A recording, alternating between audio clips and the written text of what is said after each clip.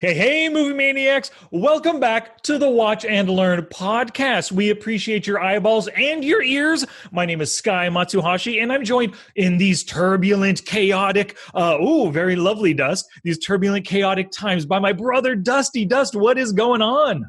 Oh man, I'm doing fantastic. Well, right now we have a little bit of interesting stuff going on. We don't normally talk about things that are going on in the world because we don't know when somebody's actually going to be listening to the podcast. But it's literally wide known about the coronavirus, and this is like literally when everybody's quarantined and you have to be locked down. You know what?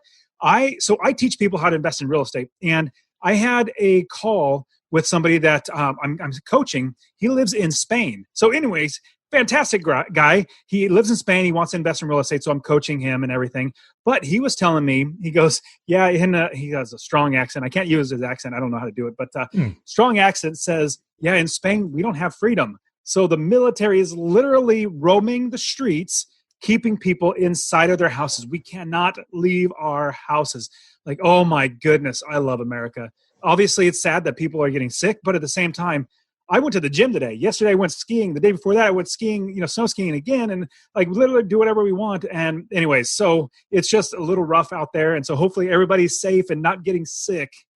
Yeah, hopefully our audience is. And that's a little bit surprising to me. I guess, every state has its own ways of responding to this. And I know in California, all gyms are closed, or I don't know if it's an order by the governor or if it's just a recommendation, but most gyms at least are closed right now. And most other places, even Disneyland and around the world, Disneyland resorts closed and everything. But yeah, it's crazy right now. I'm hoping in a few months things get back to normal once things kind of calm down and get under control. But, we just have to deal with it the best we can. And one of the things for you and I, because we're self-employed business owners, we don't have a job to go to where we're actually barred from working right now, so you and I are lucky in that regards. And what's interesting is a lot of people are, and this might actually change the way businesses and employment is run, because a lot of people are forcing their employees to work from home from the computer. And then if you think at a time of crisis like this, if I can work from home, why can't I do it once we return? Why do I have to ever go back in again? This might be a huge pivotal turning point, probably for America, but for other countries as well, in this internet age that we have. Yeah, you would think so. I remember working my job and I was like, why in the crap am I here? Everything's on the computer. Like literally, obviously now I don't work a job. I love not working a job, but everything that we do now, I mean, it's online is just amazing and everything. But yeah, so all the gyms in my area are closed, and it's more of, President Trump gave a suggestion. Hey, we really strongly encourage you. We're not going to mandate it, but we're strongly encourage you to not, you're basically to close down and everything's not a necessity and all that sort of stuff for 2 weeks. And in our state, in Arizona, the governor said, we really encourage you to close down. I was so proud of my gym. They literally said, unless we're mandated, where we're literally barred, like they're going to, they may pass a law or whatever to close, we are not going to close. Because my perspective is, yeah, people are going to get sick. But at the same time, in Arizona, there's literally like 6 cases of it. I'm like, in all of Arizona, we have to lock down all of Arizona for 6 cases in Arizona. Now, I understand San Francisco, San Diego. Densely populated areas. And yeah, I can understand. But literally shutting down the entire country when there's like 6 cases here in this state, 1 case in another state, 2 cases in another state. I'm like, this is just, it's overblown. Anyways, I kind of think that it'll blow over. I remember H1N1. Remember when that came in? Swine flu, SARS, MERS. But we got lucky with those. They didn't hit our country all that hard. And then so we didn't have to go through this quarantining and stuff. But I guess for whatever reason, I guess maybe this is slightly more contagious and it just scares people a lot. Well, one thing that they're doing is definitely hyping it up. Or they're making it. That's the true. media seems like it's making a little more out of it than it probably should. And the market's destroyed. I mean, the stock market, the economy, it's just not. I think we need to protect ourselves. We need to be precautious and all that sort of stuff. But literally destroying the economy is not right. And they're going to, I don't want to get into it because I'm going to keep going down. Like, I'm more of I don't want to give $1 trillion to people. That's another thing they're talking about doing, is giving $1 trillion to people. Like, what in the, why? Number one, you're telling them to stop working. Number two, you're saying you can't work for a month. And then number three, we're going to pay you out of the future. Like, our kids are going to be paying for, it's rough. Yeah. Oh well, It is. but So hey, we'll see what happens, but let's get to some good news. In yes. last week's episode, we did Kingsman, and of course we said Coming to America was going to be the movie. And you and I had thought maybe we'll do Bloodshot, but then with this whole no movie theater thing, we said screw it. And we did Coming to America, and I'm so glad that we decided to go through with this one, man. I absolutely loved it. Maybe it was 15, 20 years since I saw it last, but totally worth rewatching. For everybody who has not gone out and bought the DVD or rented it on Amazon, you've got to see this one again. And so for everybody who is on YouTube watching us, go to the watchandlearnpodcast.com/YouTube. And so I'm holding up a globe, and you can see the globe right there. There's England. We just did Kingsman. They're from England. And then now we're in Africa. I'm holding up the globe, and you can see Africa. We're talking about, oh my goodness, I really enjoyed this movie, Coming to America. We have Zamundi, Zamundi, right? That's the name of the country? Zamunda. Zamunda. Yeah, it's Zamunda. I haven't watched this movie in a good maybe 10, 12, maybe even 15 years. Yeah, just like me, a long time. Yeah, and I've seen it many, many times. This is probably, I would say, maybe the 10th or 11th time. So good. All the acting in there is phenomenal. I really thought that especially with Eddie Murphy playing many characters, Arsenio Hall playing many characters, the storyline was really enjoyable. It makes you feel good at the very end. Like the whole thing is just, it's like somebody who could absolutely, meaning the prince, have a chip on their shoulder, thinking they're like Daryl, being like Daryl, is absolutely not. That just shows his character. Really, really enjoy the entire story. Very fun to watch all over again. I agree with you 100%. And speaking of character and having, being a good, like, upstanding citizen, no, I don't want to say that exactly, good upstanding citizen. It surprised me how, when I rewatched this now, seeing Eddie Murphy's character, he is like supposed to be 21 or 22 years old, and he is like so wise, right? Like he has all these quotes, he has these ideas about how the world should work and what you should do and how you should treat people and what your wife should be like. I mean, so much stuff. He is so worldly wise.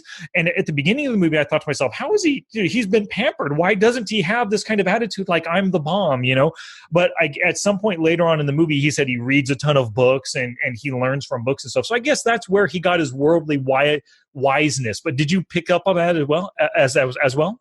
Yeah, as he was talking with inside the restaurant when Mortimer and Randolph came and said, "Thank you." That was, love that. But she's talking to him and said, "What did you do?" "Oh, I'm the goat herder." Well, being a goat herder, you have lots of time, and so read a lot of books. That's what it was. Okay, now that you mentioned that, I remember that part there. And you said, go ahead. You had a great point. Being only 21 years old, when I was 21, man, I was an arrogant, I'm still pretty arrogant, but a really, really arrogant, prideful person.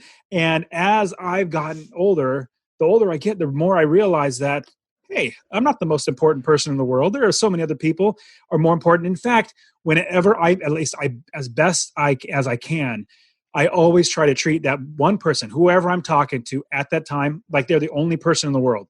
I've always never liked it. I've never liked it when people, like, I'm talking to somebody and it feels like they're waiting to talk to somebody else or something else is going to go on and they're just like, humoring me. I always hated when people do that to me, so I made it a point to not do that. So anytime I'm talking to one person, I don't care who it is. Could be, give you an example. We went skiing 2 days ago and the day before this. We went skiing 2 days in a row. And we were riding in the elevator. This is old gentleman in the elevator with us. We're getting breakfast. We're coming out, me and the 4 kids. And the old gentleman, as soon as we're exiting, the kids run off and they go into the hotel room from the elevator. And this old gentleman's a really nice, got a cowboy hat on. I think he's American Indian, a really, really nice guy. But he just really slowly just said something basic. I couldn't understand every bit of a word. But, I'm getting ready to go skiing. I'm just thinking in my head, man, I really got to get going, got to get in the car, got to go skiing. But he stops and he starts talking to me. And he says, "Oh, it's a lovely, young kids you got there." And he proceeded me to talk to me about his wife who passed away. And he's now raising 2 kids, his grandkids, and he has kids and all this sort of stuff. I literally stood there and I listened to him. I gave him 100% of my time, even though in my brain, I know, man, I really would like to get going. I'm like, man, this guy, he probably doesn't get to talk to anybody. Let me just be here for him. And so I literally sat there for a good 3 minutes, maybe 5 minutes. The kids are like, "Daddy, what's going on?" I said, "Just wait." He's talking to me. just, and very cordial and very friendly, and said, it was great talking to you, sir, and then left. That's just, and I love how in this movie, Akeem is very, he could be this prideful, arrogant, rich, spoiled person, just like who's Arsenio Hall was his name? Semi. Like Semi is acting like the prince, like he would be the prince, but Akeem is much more wise than his age actually lets on. And reading books is a great way to have perspective from other people who have lived longer than you, that can say, hey, this is the right way to live. This actually makes people feel better, be better around you, and all that sort of stuff. And what's her name? Denise? Lisa? Was that her name? Lisa. I say Denise. Yeah, Lisa. She said, everybody loves you. Like you have this effect on people. And so, I just met that man in the bathroom. Oh, just the man I met in the restroom. Yep. He's bowing to you. Yeah.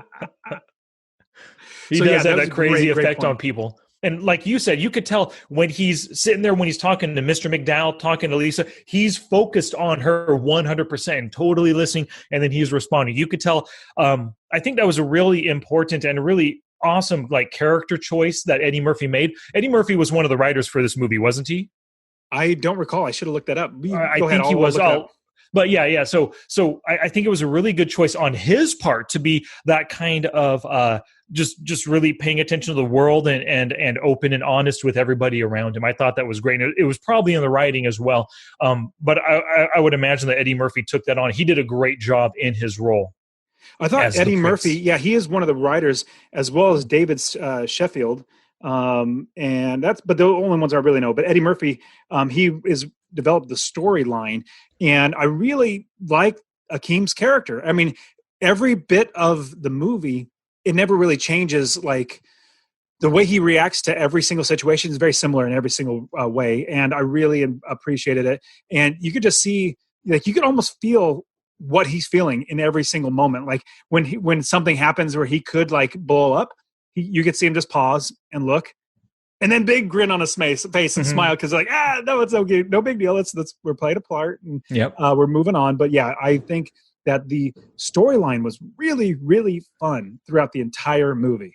I agree with you. And, one of the things when I look at movies, I always like to think about the character development, the character arcs of the different, the main characters of the story. And I don't think anybody, this is one of those interesting movies that sucks you in. You really enjoy it. You're having a lot of fun, but nobody really grows as a character. Maybe not even, I can't think of anybody. Semi is the exact same spoiled, pampered nephew or whatever he is throughout. Akeem is the same. Lisa seems to be about the same. Like none of the main characters. Daryl is just a jerk the entire movie, right? He never learns anything. The sister Lisa's sister is just a horn dog throughout. Nobody changes at all, which is one of the interesting things. No character development, but it's still a really fun, enjoyable movie watching these characters interact. There was one character development that he very, very much grew.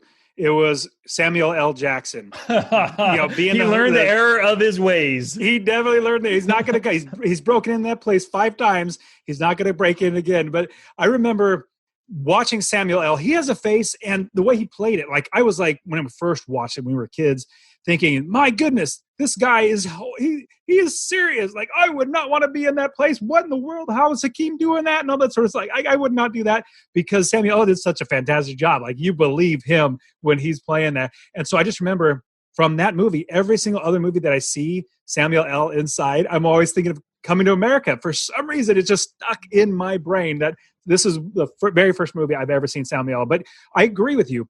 The character arc, you don't really see any. But even the dad, like Mr. McDowell, he doesn't change. He's still, happy about being rich.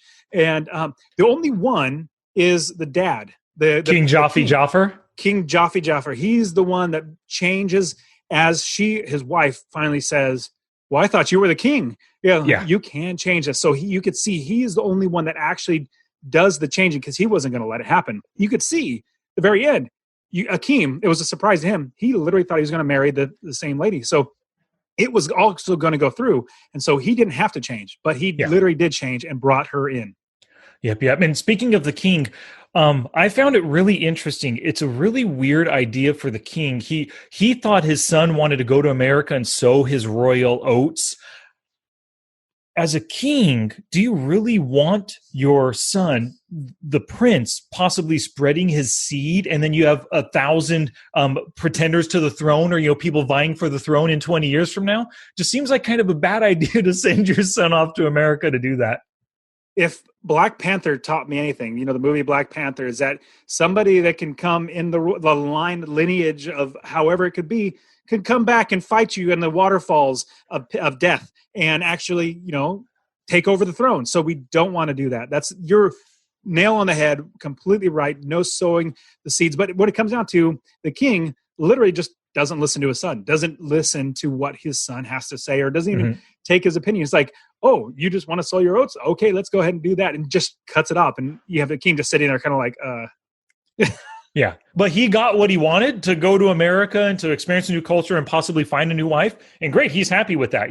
Hopefully, my guess is, from his perspective, he'll go to America, meet the right woman, bring her back, and now convince dad that I should marry her because she's so great, Yes, I definitely agree with that. Now, thinking of Joffrey Juffer being the type of dad who literally just tells his son how it is, or tells everybody how it is, I got to give you a little bit of a dad win last night. So last night, Elias comes in, he's our second oldest, comes into the bedroom. Melissa and I are talking about all the craziness going on, and I'm getting a little irritated about certain, just everything's literally closing down around us because of this.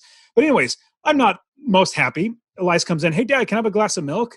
And I say, no, your mom wanted you to do that. I'm really serious. You got to do this. You got to do this. Then you can have milk. And he walks, and he goes, okay, Dad, and walks out. And I realized, I was really too rough, really too aggressive. He wasn't expecting that, or didn't need that, all that sort of stuff. Meaning, I called him back in. I said, hey, Elias, come back here. He came back in. I said, hey, buddy, I really apologize. I should not have acted like that. There was no need for it acting like that. And on top of that, reason why I was a little more, not aggressive, but stern, is because mommy and dad are talking about other things that has nothing to do with you. So I apologize. So yeah, please go ahead and clean this up, and then you can have milk. He's all, okay, Dad. Yeah, I knew you were fine. I knew that, you had other things on your mind. So, but I appreciate it, or I forgive you. And he walked out, and yes, that was a good win. So yeah, being a dad, being able to, number one, apologize to your kids, I think, is a great thing that you can do, especially when you're wrong. Your kids know when you're wrong. They absolutely know when you're wrong. So if you could apologize for that, it's really helpful. But as a King Joffrey Juffer, literally not listening to your son of what he wants, that really, it's not the best thing to do. No, not at all. And I like that story, that win of yours, that dad win of yours. You know what else I liked from this movie? The royal penis is clean. That's the number one thing I always remember. It's out of nowhere. The royal penis is clean, Your Highness. And Eddie Murphy's just it's not even satisfying. It's just he's tired of it. Yeah, exactly. This is just a Tuesday. It's the same thing. Yep. Yeah, I know. And he said, can I just for once go to the bathroom by myself, and wipers come in? Yeah. They went absolutely over the top in a good way, helping us to realize he has everything done for him. Everything from wiping his backside to, putting on his shoes or getting dressed or anything. Yep. It's literally done for him. When his dad, King Joffrey Juffer, says, I've tied my shoes once before. It's, what did he say? It's over. No, what did he say? It was something like, it's not as good as it comes out to be, or something like that. But he's like, I done it once. I'm not going to do it again. And then when he says, my son works, it's like, oh my goodness. Yep. So they definitely did a good job making you feel like, hey, he is literally pampered. This is totally outside of what we would think a prince would act. A prince like this should act like everything. He owns everything. And so it really is a change of dynamic that we would normally see, and it helps us to really grab on, to really like Akeem, because his personality is really likable. For sure, it is 100%. Let me see. Now, you're of course known for your quotes and remembering movie quotes. Anything else from this movie that you really found super funny? So yeah, there are loads and loads of them. So first one that I didn't really get until watching it all over again just now is that the dad said, or when the king and the queen are talking to the prince and saying how, I'm nervous, or I've never met her, and all that sort of stuff. And the queen says, when I first met your father, I was nauseous. And the king says, son, there's a fine line between love and nausea. Oh my goodness. So, That's and a the good queen one. looks at him like, are you kidding? Like, that's just a horrible thing to say.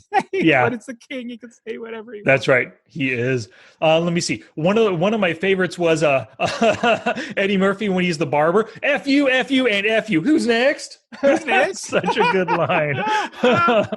Oh, Kunta Kinte. Oh, I love him as a Jewish guy. Yeah. Kunta Kinte. Did you watch? I'm gonna jump to the very end. Did you watch the outtakes where he's all, "Hey, I got to tell you a story." He tells him a joke. He's all, "The waiter comes." I'm not going to go through this whole story, but then you get all of a sudden, "Where's the spoon?" I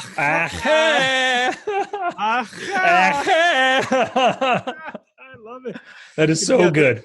I honestly would probably go get. I would say yes. I would absolutely go get my haircut there just to listen to those guys. Like you see Cuba Gooding Jr. in the chair getting his haircut. That was awesome. Yep. That was awesome. One of the things, so I'd never heard this before, but Arsenio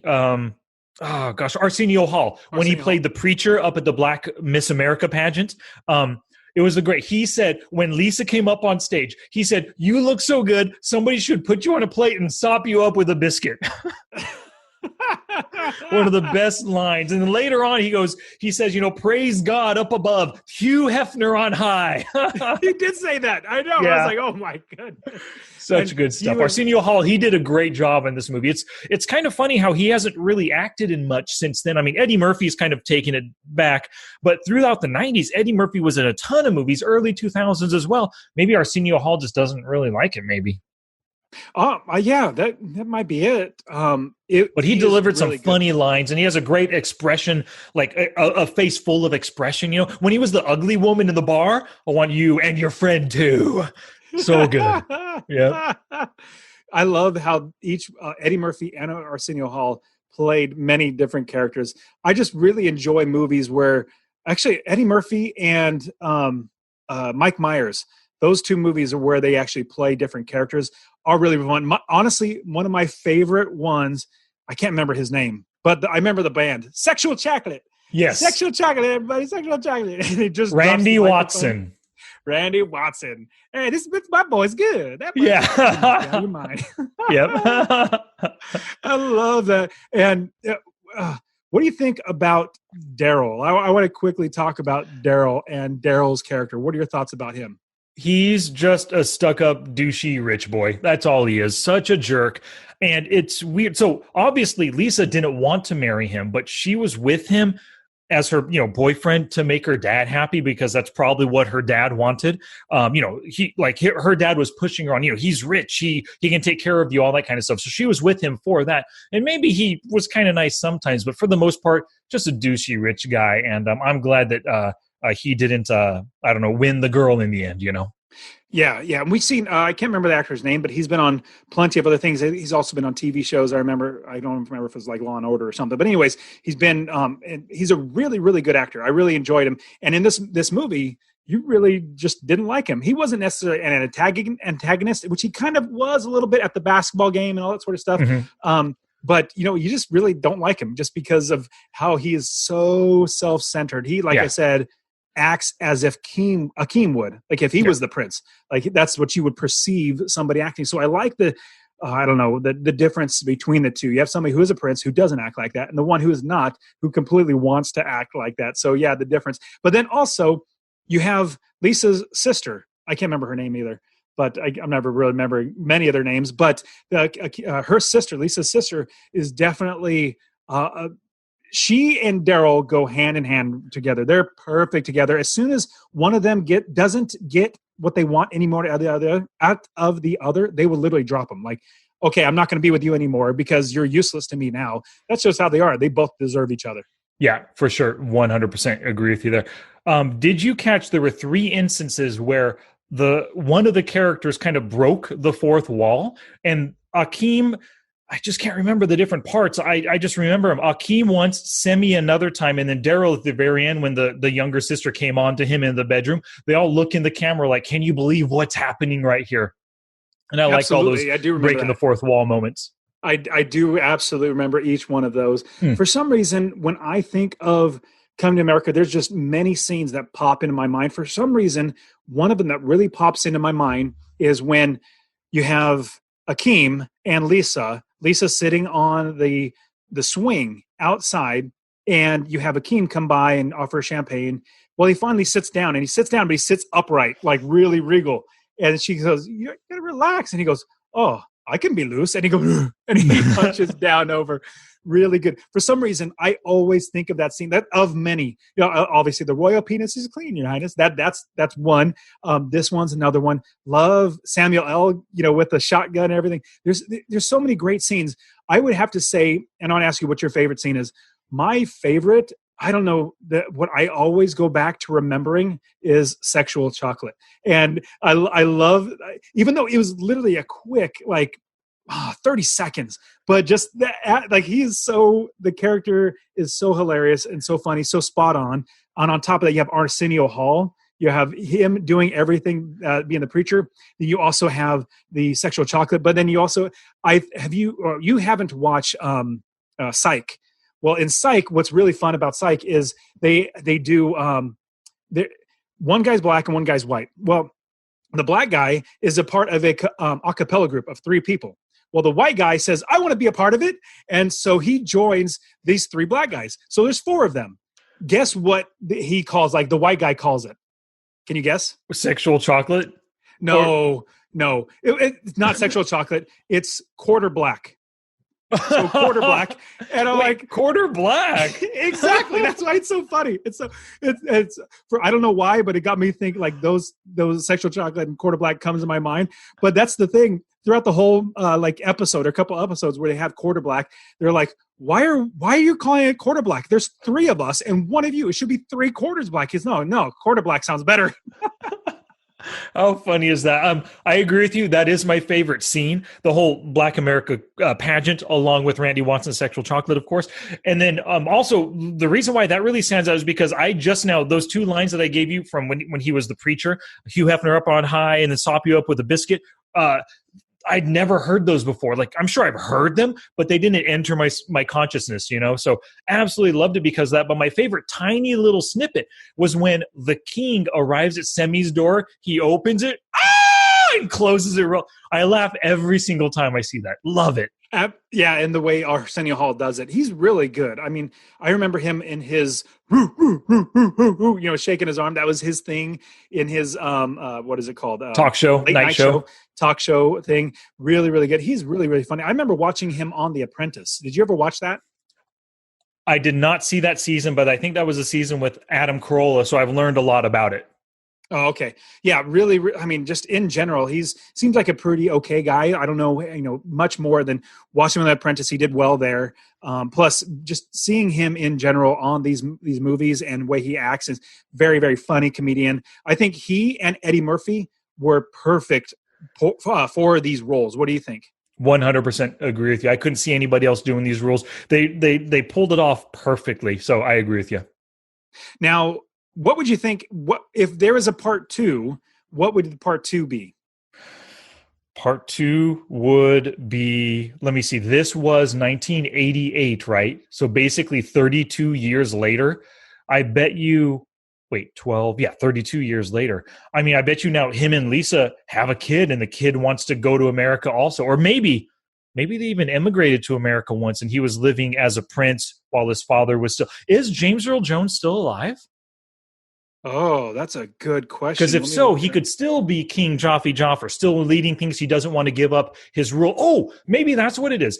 The king doesn't want to give up his rule. He's finally 90 years old, and he's deciding it's time to give it up. So Akeem and Lisa have to return with their 30-year-old, and they know what Zamunda's like. They know what it's like to live in royalty, but their son has been in America this whole time, maybe prep schools and stuff, but maybe it's their son now.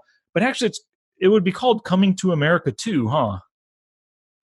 I don't know. That's just my first initial idea. They're actually going back to, so maybe it's Returning to Africa, maybe instead could be the movie title. I don't know. Coming to Africa. Yeah. So I just looked up. James Earl Jones is still actually alive. He's like 89 years old. So he's fairly, up there in age, but he could still be the king. In fact, I think you're king until you die, I think, but I'm not Unless sure. you give it up. I think they'll always call you king, but at least you're not the one in charge anymore. Yeah. So it seems like what might be fun is if they flip it. If they instead of the prince, the new prince, like Eddie Murphy's kid or Akeem and Lisa's kid, actually, instead of being humble and all that sort of stuff, he's actually the worst kid ever. And then he has to come and learn and become a man and be humble. And he literally gets destroyed. Like the world gets taken away from him. And then he comes back or something like that. I could kind of see something like that. Not because doing the same thing over again, they're not going to do that. But doing something that takes a similar story, but then switching it might be rather fun. Yeah, he could be like an entitled 30-year-old millennial Fortnite player, esports lover, doesn't want to do anything except that, and his parents want more from him out of this life, you know? Yeah, it very well could be that. I think that might be a good idea. But yeah, so if there were one, I think it would be fun to have Arsenio Hall on there as well. I think he's a fantastic actor. But what was great, there were so many good actors in there. I mean, so many. What was the big Louis Anderson? Louis Anderson. You never hear of him anymore, but obviously we knew him as a stand-up comic. He's in plenty of other movies. Really, really funny. I really enjoyed how they got a lot of good actors inside the movie. Yeah, I like the guy. I don't know his name, but he plays Mr. McDowell. I always liked him, and every time I see him, I automatically think of Die Hard 2 in his white parka, whatever military outfit, out in the snow. I always just think of him from that. Yes, he's got a strong personality, and I think he's great for this part. The best acting in this entire movie, though, was Cuba Gooding Jr. Yes, my goodness, he was sitting there not saying a word. Yeah, that is hard to do. Do you know how hard it is to not say a word and just smile and nod? Yeah. That was so tough, man. You want to say something. Sure, Eddie Murphy's talking, Arsenio Hall's talking, but when do I get to talk? Yes, be able to reserve yourself. But that's really what got Cuba Gooding Jr. off onto acting and being like a star that he was. Not so much anymore. You don't see him very much. He went straight from Coming to America to Jerry Maguire. Yes, exactly. That's what took him off. But so the entire movie, I really liked how just the progression. They had a really good progression throughout the entire storyline of telling the story and him trying to find a woman and then finding one. So let's jump in. Oh, I told my favorite scene. Was your favorite scene also? Did you say that it was the sexual chocolate one? The exact same scene. Yes. 100%. It's hard to forget that. I mean, it's hard to top that. Everything about it was so funny. So let's get into the lessons. My first lesson that you want, and I actually there are two of these lessons come from the barber. Eddie Murphy, the barber, he says, so the first one is you don't go to bars to find good women. You just don't. Like that's your first mistake. Like, where'd you go? Oh, I went to the bars. That's your first mistake. You got to go to see libraries. Those are good. Churches. Those are good. And go to this one thing. And that's where he went. And I completely agree. So when I think it was like 24, 25-ish. I was like, you know what? It might be time for me to get married. And I started looking around, and at my church, there wasn't anybody else that I was going to get married to because I just met everybody, and it wasn't right fit. At my work, definitely nobody at the work. But then I couldn't find anybody else, so I went on to eHarmony. I wasn't going to go to bars. I wasn't going to go clubbing or anything like that. That's just not me. That's not my personality. I actually feel uncomfortable in those places.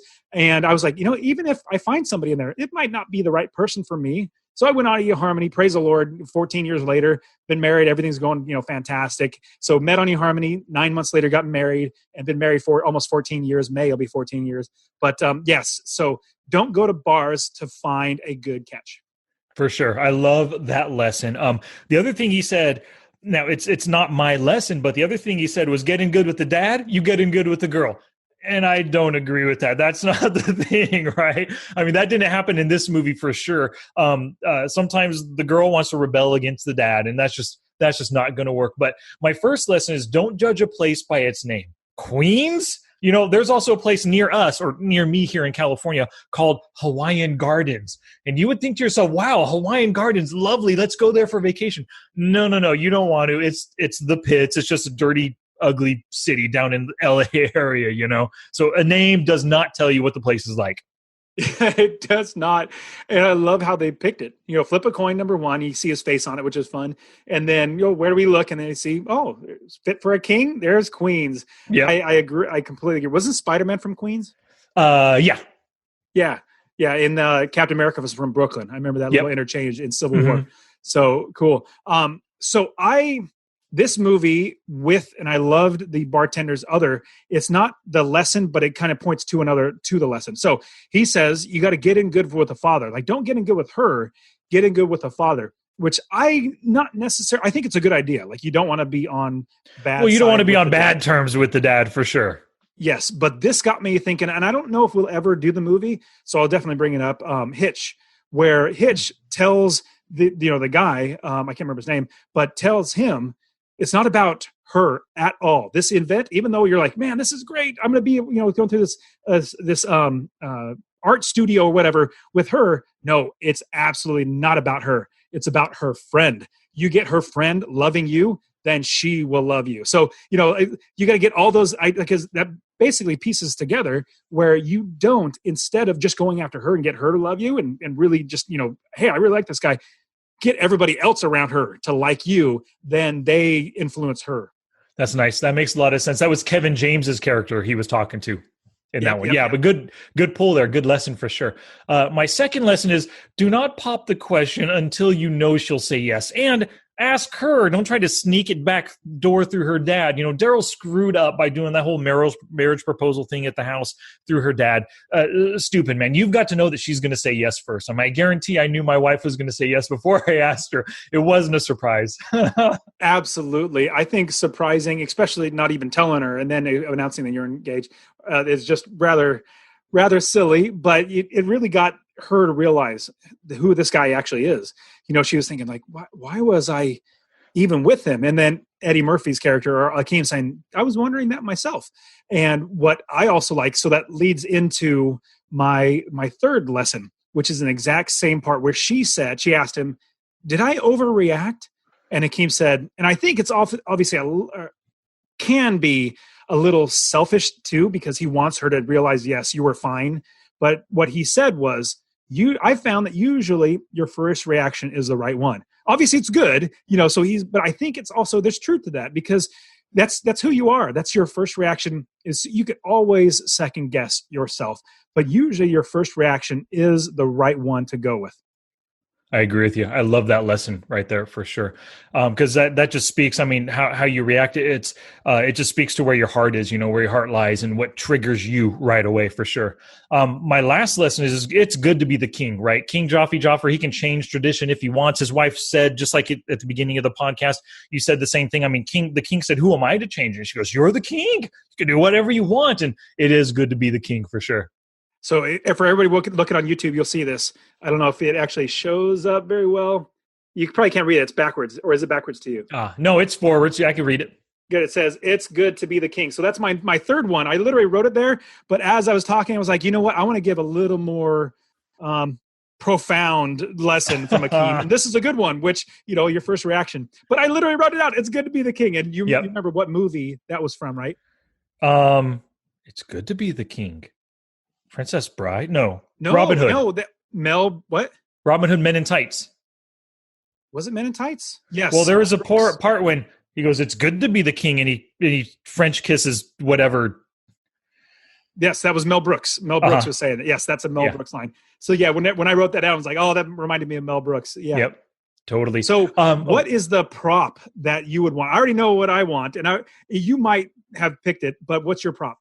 It was the easiest decision out of, everything here with lessons and stuff. King Jaffar's lion stole. My good. Wait, are you saying that's what you want, or that's what I would want? Yes, that's what I want. Okay, that's what I want. Absolutely. As soon, because towards the tail end of the movie, I start thinking. Usually, I try to get to think, what's the prop? What is the prop? And literally 5 seconds after that, boom, you see King Jafar appear in America, and he's wearing that, like, oh, perfect. There it is. Yeah. That would be awesome to have. Just up on the wall right there. Would love to have. Actually, I'd probably wear it around the house too, you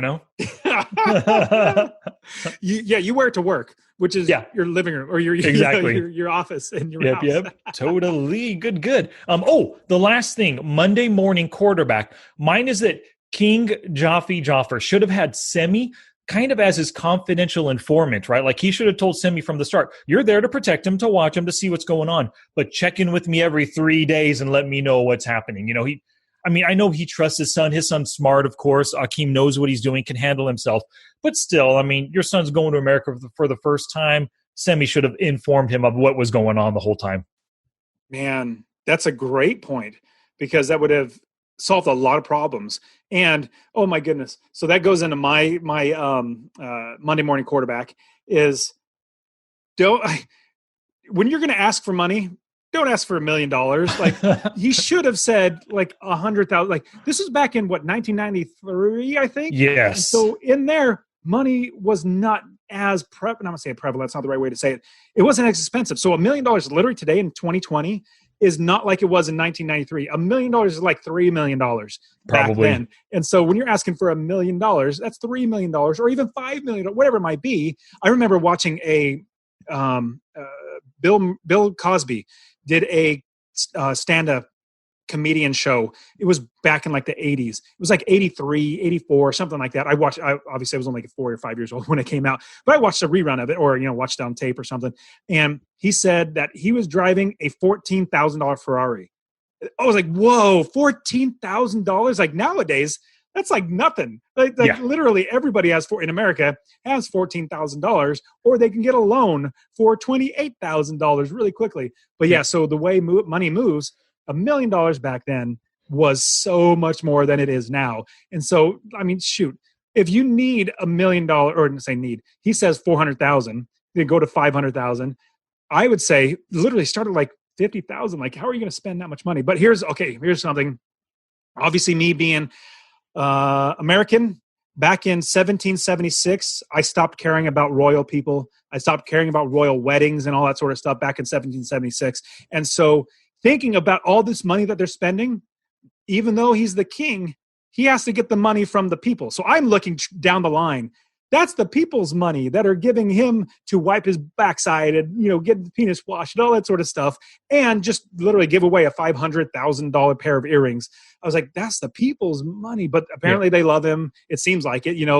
The bowing down from the restroom. Oh, just the man I met in the restroom. Yep.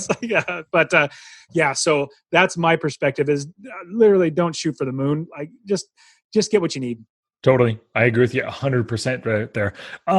My final grade for this movie is an A. I loved it. Absolutely. I would recommend it to anybody. If you like comedies, this is for you. After watching it again, I thought it was going to be just an A, but I have to give it an A+.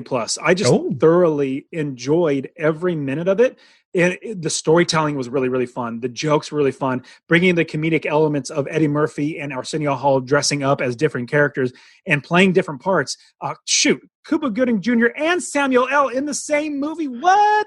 That's just awesome. All that combined, for me, it's an A+. I will absolutely be able to watch it over and over again. Awesome. I'm glad to hear that. So any final words on Coming to America, Dust? I strongly think everybody should watch it. They have not watched it. They absolutely should. It's a fantastic movie. I am in full agreement. So this was your choice this week. Next week, I want to choose one that you talked about on a recent episode, but I want to just stay in the comedy vein. And it's another old comedy that I haven't seen for years, but I'm hoping it holds up. It's a Val Kilmer special called Top Secret. What do you think about that? I love Val Kilmer. If I could marry somebody, it would probably be Val Kilmer. Yep. But I'm already married, so I can't. I'm just kidding. No, just kidding. Val Kilmer is awesome. I love everything from you just watch him in Top Gun. Just Top Gun. Just that alone is like, man, Val Kilmer's amazing. And then going to Top Secret, because we didn't watch Top Secret before Top Gun. We watched Top Gun first and then Top Secret. But Val Kilmer's amazing. I'm totally down. Let's do Top Secret. Awesome, man. I'm glad to hear that. So everybody, thank you so much for listening. We appreciate your ears. If you're watching on YouTube, we love those eyeballs. Thank you so very much.